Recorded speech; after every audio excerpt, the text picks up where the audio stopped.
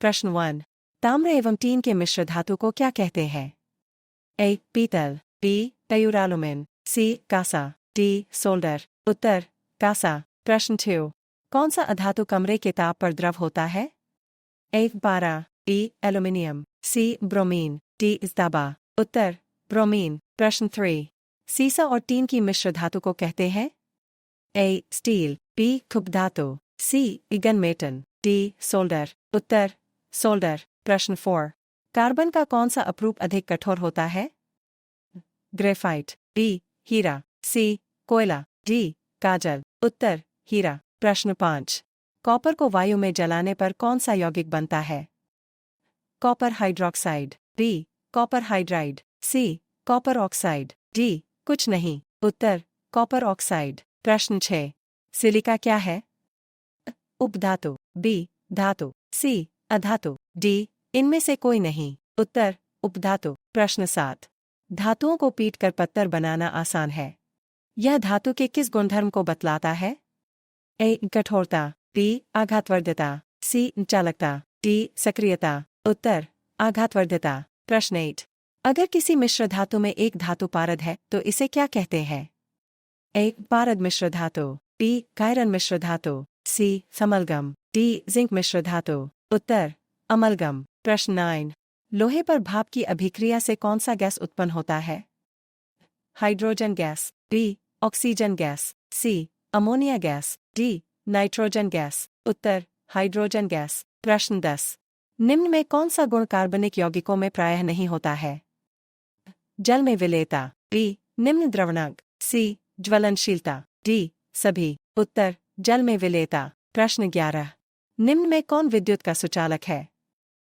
Ethanol, B. Graphite, C. हीरा, D. Alkene. उत्तर graphite. प्रश्न 12। निम्न में कौन कार्बन के अपरूप है? हीरा, B. Fullerene, C. Graphite, D. सभी। उत्तर सभी। प्रश्न 13। निम्न में कौन एल्कोहल पेय के लिए उपयुक्त है? A. Methanol, B. Ethanol, C. Hexanol, D. Propanol. उत्तर एथेनॉल। प्रश्न 14। कार्बन क्या है? अधातु, बी. धातु, सी. उपधातु, डी. इनमें से कोई नहीं। उत्तर अधातु। प्रश्न 15। क्लोरोफॉर्म का क्वथनांक है? ए. 391 K, बी. 334 K, सी. 351 K, डी. 111 K। उत्तर 334 K। प्रश्न 16। साबुन द्वारा सफाई का काम अच्छी तरह होता है? कठोर जल में, बी. मृदु जल में, सी. दोनों प्रकार के जल में, डी. सभी कथन सत्य है। उत्तर मृदु जल में। प्रश्न 17। निम्न में कौन जल में अविलेय है? Ethyne, B. Glucose, C. Ethanoic अम्ल, डी. अन्य। उत्तर एथाइन। प्रश्न 18। हीरा और ग्रेफाइट कार्बन के क्या है? ए. अपरूप, बी. समस्थानिक, सी. बहुलक, डी. समावयवी। उत्तर अपरूप। प्रश्न 19। उस हाइड्रोकार्बन का नाम बतावें जिससे एथनॉल बना है?